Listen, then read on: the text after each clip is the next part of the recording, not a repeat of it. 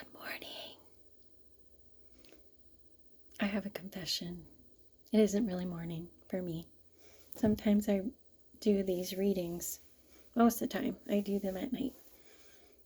But right now, it's almost 2 o'clock Saturday, and I ran a road race this morning, and I showered and in my upstairs bathroom. But my hair dryer and all that kind of stuff is in the downstairs bathroom, and now my son is in the shower. So once again, this is what you get. So until he gets out of the shower. Anyway, so today is February 12th, and we're starting out with commentary. Israel sins in Moab. Despite the promise of military success over their political enemies, the Israelites soon find themselves defeated at their weakest point, that is, morally, at the urging of Balaam, the very man who has just blessed the Israelites. The Midianites deliberately and cunningly scheme to destroy Israel. The plan is to use the Midianite women to lure Israelite men first into bed and then into the obscene worship of a sensuous idol. The Midianites correctly understand that such worship would be a death blow to this unique theocratic nation. It takes little time for the men of Israel to be attracted by the Midianite women in Moab, and equally little time to be seduced into worshiping Baal Peor, the fertility god, which the women worship. Israel's seduction serves as a good example of how personal relationships, particularly wrong ones, can easily influence religious preferences, and why the Israelites are so severely restricted from mixing with foreigners. The impudence of one Israelite in flaunting a foreign woman before the congregation of God's people is met with a forceful response by Eleazar's son, Phinehas, and God's own wrath against the idolatrous Israelites results in thousands dying of the plague for their transgressions. And we are at Numbers 25, verse 1. While Israel was staying in Shittim, the men began to indulge in sexual immorality with Moabite women, who invited them to the sacrifices to their gods. The people ate and bowed down before these gods. So Israel joined in worshiping the Baal of Peor, and the Lord's anger burned against them. The Lord said to Moses, "Take all the leaders of these people, kill them, and expose them in broad daylight before the Lord, so that the Lord's fierce anger may turn away from Israel." So Moses said to Israel's judges, "Each of you must put to death those of your men who have joined in worshiping the Baal of Peor." Then an Israelite man brought to his family a Midianite woman right before the eyes of Moses and the whole assembly of Israel while they were weeping at the entrance to the tent of meeting. When Phinehas, son of Eleazar, the son of Aaron, the priest, saw this, he left the assembly, took a spear in his hand, and followed the Israelite into the tent. He drove the spear through both of them, through the Israelite and into the woman's body. Then the plague against the Israelites was stopped, but those who died in the plague numbered 24,000. The Lord said to Moses, "Phinehas, son of Eleazar, the son of Aaron, the priest, has turned my anger away from the Israelites, for he was as zealous as I am for my honor among them, so that in my zeal I did not put an end to them. Therefore tell him I am making my covenant of peace with him. He and his descendants will have a covenant of lasting priesthood, because he was zealous for the honor of his God and made atonement for the Israelites." The name of the Israelite who was killed with the Midianite woman was Zimri, son of Salu, the leader of a Simeonite family.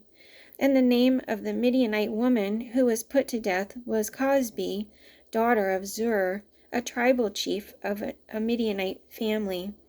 The Lord said to Moses, "Treat the Midianites as enemies and kill them, because they treated you as enemies when they deceived you in the affair of Peor and their sister Cosbi, the daughter of a Midianite leader, the woman who was killed when the plague came as a result of Peor." And we have another commentary, destruction of the Midianites. God is clearly incensed by the insidious moral attack brought against his people by the Midianites, but he is also incensed by the Israelites themselves. Because of their willful disobedience and pursuant to his promise, he sends a plague which claims 24,000 lives. Having dealt with the Israelites, God then confronts the Midianites.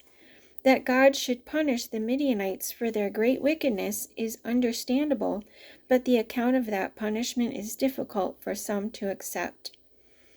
And Numbers 31, verse 1. The Lord said to Moses, "Take vengeance on the Midianites for the Israelites. After that you will be gathered to your people." So Moses said to the people, "Arm some of your men to go to war against the Midianites, and to carry out the Lord's vengeance on them. Send into battle 1,000 men from each of the tribes of Israel." So 12,000 men armed for battle, 1,000 from each tribe, were supplied from the clans of Israel. Moses sent them into battle, 1,000 from each tribe, along with Phinehas, son of Eleazar, the priest, who took with him articles from the sanctuary and the trumpets for signaling. They fought against Midian, as the Lord commanded Moses, and killed every man. Among their victims were Evi, Rekem, Zur, Hur, and Reba, the 5 kings of Midian. They also killed Balaam, son of Beor, with the sword. The Israelites captured the Midianite women and children and took all the Midianite herds, flocks, and goods as plunder. They burned all the towns where the Midianites had settled, as well as all their camps. They took all the plunder and spoils, including the people and animals, and brought the captives, spoils, and plunder to Moses and Eleazar the priest and the Israelite assembly at their camp on the plains of Moab by the Jordan across from Jericho. Moses, Eleazar the priest, and all the leaders of the community went to meet them outside the camp. Moses was angry with the officers of the army, the commanders of thousands and commanders of hundreds who returned from the battle. "Have you allowed all the women to live?" he asked them. They were the ones who followed Balaam's advice and were the means of turning the Israelites away from the Lord in what happened at Peor, so that a plague struck the Lord's people. "Now kill all the boys, and kill every woman who has slept with a man, but save for yourselves every girl who has never slept with a man. All of you who have killed anyone or touched anyone who was killed must stay outside the camp for 7 days. On the 3rd and 7th days, you must purify yourselves and your captives. Purify every garment as well as everything made of leather, goat hair, or wood." Then Eleazar the priest said to the soldiers who had gone into battle, "This is the requirement of the law that the Lord gave Moses. Gold, silver, bronze, iron, tin, lead, and anything else that can withstand fire must be put through the fire, and then it will be clean. But it must also be purified with the water of cleansing, and whatever cannot withstand fire must be put through that water. On the 7th day, wash your clothes, and you will be clean. Then you may come into the camp." The Lord said to Moses, "You and Eleazar the priest and the family heads of the community are to count all the people and animals that were captured. Divide the spoils between the soldiers who took part in the battle and the rest of the community. From the soldiers who fought in the battle, set apart as tribute for the Lord 1 out of every 500, whether persons, cattle, donkeys, sheep, or goats. Take this tribute from their half share and give it to Eleazar the priest as the Lord's part. From the Israelites' half, Select one out of every 50, whether persons, cattle, donkeys, sheep, goats, or other animals. Give them to the Levites, who are responsible for the care of the Lord's tabernacle. So Moses and Eleazar the priest did as the Lord commanded Moses. The plunder remaining from the spoils that the soldiers took was 675,000 sheep, 72,000 cattle, 61,000 donkeys, and 32,000 women who had never slept with a man. The half share of those who fought in the battle was 337,500 sheep, 37 of which the tribute for the Lord was 675, 36,000 cattle, of which the tribute for the Lord was 72, 30,500 donkeys, of which the tribute for the Lord was 61, 16,000 people, of which the tribute for the Lord was 32. Moses gave the tribute to Eleazar the priest as the Lord's part, as the Lord commanded Moses.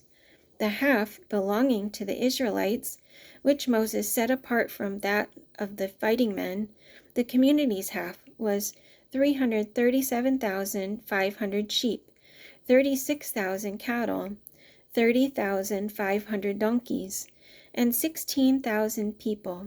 From the Israelites' half, Moses selected one out of every 50 persons and animals, as the Lord commanded him, and gave them to the Levites, who were responsible for the care of the Lord's tabernacle. Then the officers who were over the units of the army, the commanders of thousands and commanders of hundreds, went to Moses and said to him, "Your servants have counted the soldiers under your command, and not one is missing. So we have brought as an offering to the Lord the gold articles each of us acquired, armlets, bracelets, signet rings, earrings, and necklaces, to make atonement for ourselves before the Lord."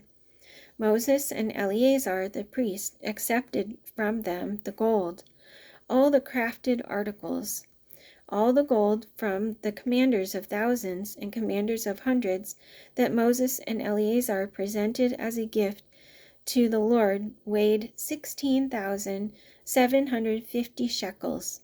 Each soldier had taken plunder for himself. Moses and Eleazar the priest accepted the gold from the commanders of thousands and commanders of hundreds, and brought it into the tent of meeting as a memorial for the Israelites before the Lord. And we have commentary. One might like to believe that the orders to kill were those of Moses acting on his own, but there is every reason to believe that Moses acted at God's direction. The question then arises, how can a loving God either direct or condone such action? The answer is undoubtedly very complex.